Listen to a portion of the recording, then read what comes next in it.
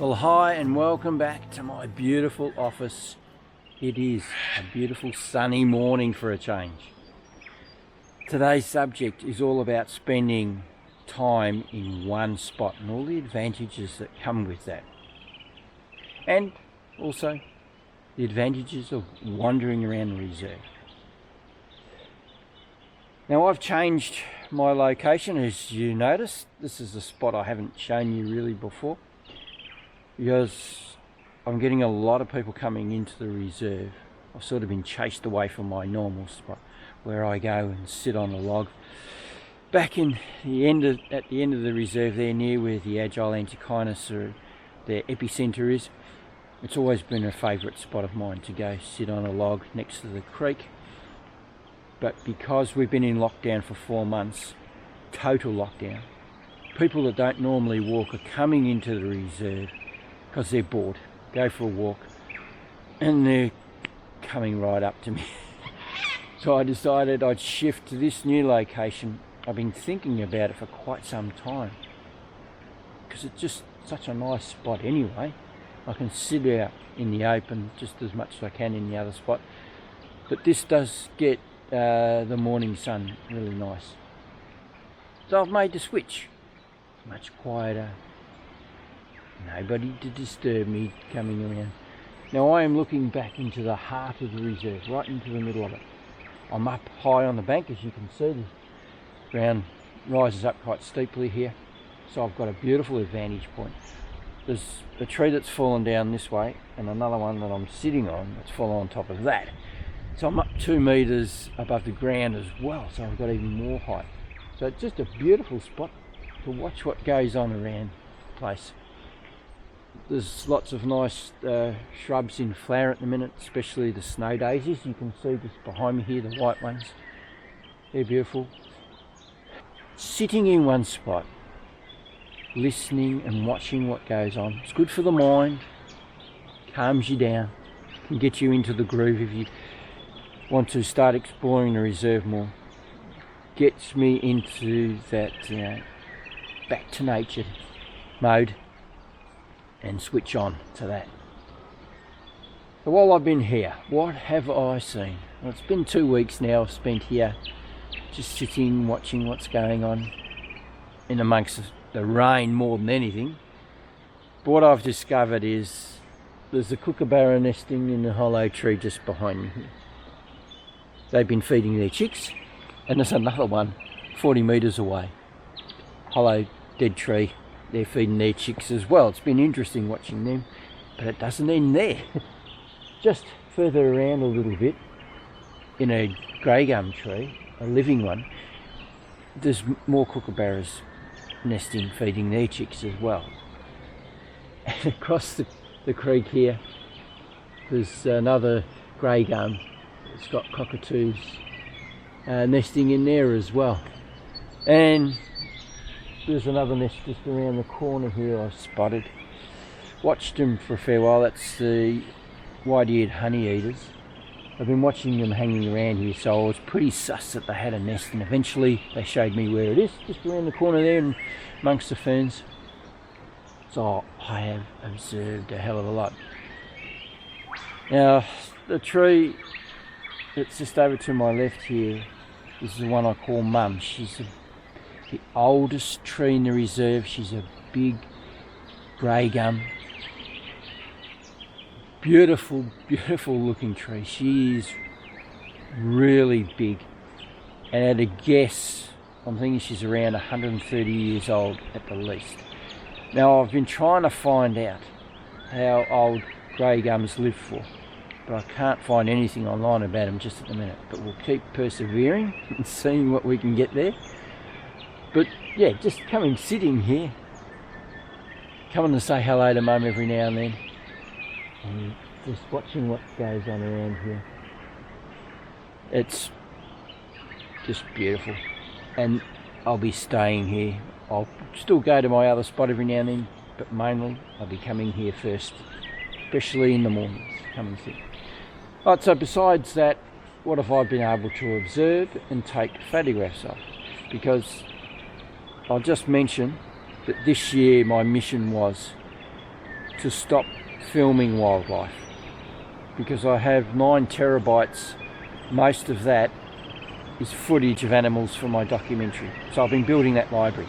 Well, it's time to stop and only do rare events.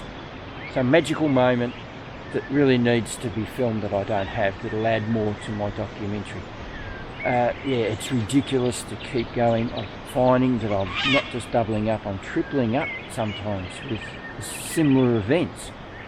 So it was time to stop and focus more on photographing, because my policy has always been film first, photograph second.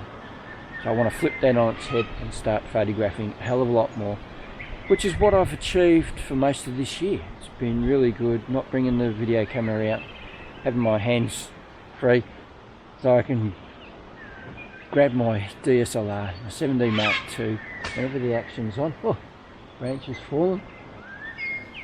Oh, the cockers are all sitting up there looking at me. There's 4 of them. Watching what I'm up to. Oh, there's more than that. A few more up here as well. All come and say hello. So I've been getting some reasonable shots lately. I just want those beautiful shots of birds feeding their chicks. Lots of action with them if I possibly can. So I've been finding a lot of nests and going by them. Yes, good morning, good morning. And yeah, so I've gotten some reasonable shots of when I've gone through, walking through the reserve. There's one of the bronze-winged dove, nice reflection in the water. Not sure whether it's a keeper or not though, because I'm not real happy about the grass. I'd rather some other sort of bush or something in the scene rather than grass. Sort of throws the image out of being a really good keeper. That's nice enough. Now sitting in one location, the advantages of that, things just happen. Cockatoos coming all of a sudden. Something could land on a branch or a bird, give you a nice pose, get that beautiful shot. Whether you're wandering around the reserve, you know, you might miss out on those sort of things. So sitting in one spot's essential every now and then. To seeing what's going on around the place as well. Now I spent some time recently at nesting box number 2, nesting box number 1 for the Agile Antechinus has failed. That no one's taken it up. So I was checking out nesting box number 2, and the owner from last year, Sandy, a 3-year-old female, has taken it up again. So there was a small window there in the last week of her carrying the babies that I would get a photograph of her. Maybe she might show them to me. It's very hard to get them. I've been trying for years, and yeah, only get a window of about a week where the joeys are big enough to be able to see them. Mum reveals them in, you know, some pose that I can see them. I've only been able to achieve that once, and it's okay, but I'd like a lot better. So I sat down, waited for Mum to come back. First day she didn't show me anything, but the second day she was going back into her den. She sort of got stuck there for a minute. She was trying not to squish her joeys. Tight squeeze. So here's the photograph. So funny moments. It's a beauty. It's not, maybe not the best image, but it certainly tells a big story, and it's funny. I'm really glad I got that. And she struggled for quite some time getting in there, probably about 30 seconds, trying not to harm the young and not lose them as she's getting in. I waited for her to come back out again, so 2 hours later she comes out. She's left her babies in the nest. It was time, obviously, so I missed out. I missed out again on any great shots. But while I was waiting for her, another event happened. Yellow robin came down onto a branch not far away from me, and its chick landed beside it and demanded some food from Mum. So I got 2 nice shots there. Things happen when you sit in one spot, and as long as you're prepared for them, for things like that, and keeping that mind open that something may happen, having your camera ready, you'll get that nice shot every now and then. Alright, so this spot here, besides what I've observed with the birds nesting around me, I've also managed to catch my eye onto something else going on these logs. Now there's lots of lizards that are living in amongst the cracks in the logs, and all of a sudden I started to notice them. And I thought, now if I could get a shot of them in a really nice pose, like they're watching something, so if I get them with their head up really high, and their arms stretched out, really concentrating on something like that would be a really good shot if I could achieve it. So I spent quite a few hours here the other morning, beautiful sunlight like there is now streaming onto the logs, and I managed to get a couple of keepers there, especially this one. This is my favourite. That is a keeper. I like how the foreground's worked out in the background. I just followed it for a while until it gave me a nice pose. So I'll be after a lot more of that. It's probably today. I have got clouds coming over. We are supposed to be still getting some rain, and I know on the radar there was some hanging around still. So if I can get that sun out later on in the day when it's behind me here and coming onto the log properly, I'll have another attempt. And there's so many advantages to sitting in one spot, spending as much time as you can every now and then. You can get some beautiful images. Well, the sun has been gobbled up by the clouds. It's trying to break through every now and then, but yeah, thick, high clouds. It's very windy as well. So what a difference a couple of hours makes. So I thought I'm not going to get any lizards coming out today. So we'll talk about how I went about taking those photographs, give you my tips about how I went about doing it. All right, so this end of the log we got this beautiful moss. And I thought if a lizard comes across here, could be a really good foreground for it.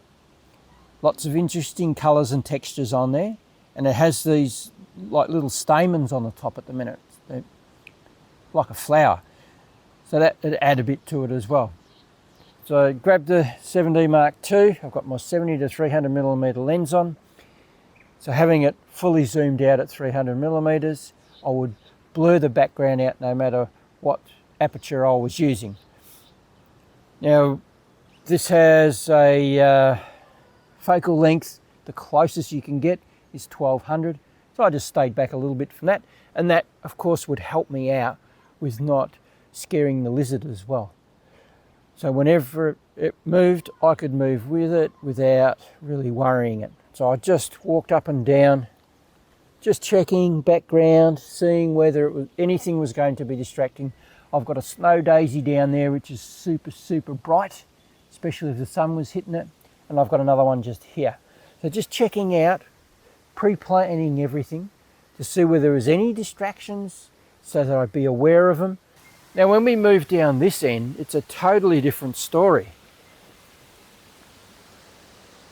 My background is the log itself. So in certain parts, it's not particularly reflective, but in others it is. So as I move down to here, this darker spot's got like a moss on it that's quite grey, browny sort of colour.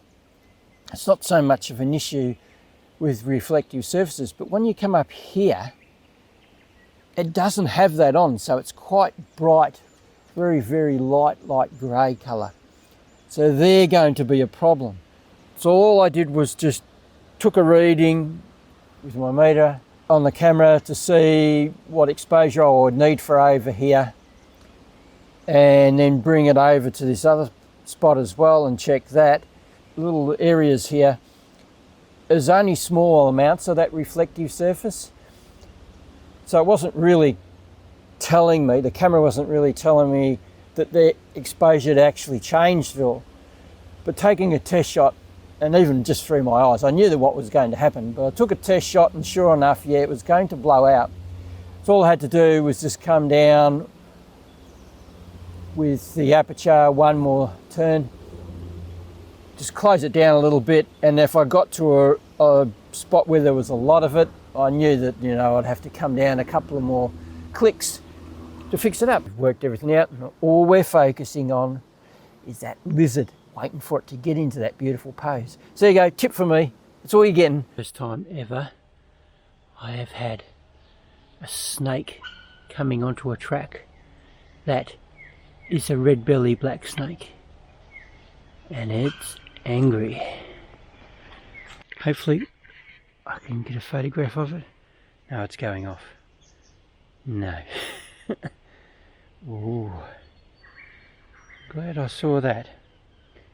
Have my wits about me if we're going to get a few of these around. Now when I'm wandering around the reserve, I'm not just watching out for birds or animals that I could take a photograph of. I'm looking out for signs of things have been happening around the place as well. And you take this dead messmate tree. It has a lot of really good bark still on it, and I look for signs that birds have been using it, because a lot of birds in the reserve use this material. It's a highly prized material. So if I look up here, I can see it's really old, it hasn't been touched, but when you come down here it's nice and bright. It's been exposed just recently, so it's nice and orange, very colourful colour, very bright. So I know straight away that birds are nesting and they're using the material right now. Birds like the spotted pardalote, scrub wrens, a lot of the honey eaters, a lot of other birds as well will use the bark off these dead trees as nesting material. So it's about keeping your eye skinned for those sort of things. So once you've seen a bird make a nest and what material it uses, you can look at places like this, like a dead tree like this, see whether it's been used, and know that if you hang around here, again, sitting, watching what happens, eventually a bird will come, grab some material and it'll fly off. So all I have to do is just watch where it goes to. Now beyond that, while I'm wandering around the reserve, it's about listening out for anything happening as well. Last week's video, which I made 4 weeks ago by the way, I've been doing not a lot since then. I've just been having fun walking around trying to get some photographs without worrying about YouTube videos. Just having a bit of fun for a change. So this is my first video in 4 weeks. So yeah, there's as I came up to have a look at the New Holland honeyeaters that were nesting over there, I could hear a commotion going on. So I picked up straight away that the New Holland honeyeaters weren't happy about something being there. They were doing a lot of squawking. It was a little unusual sort of pitch, the sound that they were making. So it alerted me straight away that there was a predator there. So another tool to be using while you're walking around, your ears. Listening out for things like that as well. So I think I've given away far too many tips today. I think we can call it a day. Yeah, that's it for today. Hope you enjoyed this video. If you'd like to subscribe to my channel and get more of this amazing stuff, click on my pretty little face just down there in the bottom right hand corner of the screen. Hit the little bell, you'll get notification whenever I do anything else. And if you like this video, hit the like, it does help a lot. And if you'd like to go and have a look at all the crazy and mad things I've been doing in the past, click on my icon right here, it'll take you to my channel. There's over 100 videos to choose from. Yeah, I go on adventures and I take you with me. I talk about photography tips here and there in a forest environment. Tons of stuff. Go and have a browse, there'll be something there of interest to you, I am sure. Now just remember, if you don't do, you don't get. So get out there and start photographing and filming wildlife. And I'll catch you on the next one. Bye.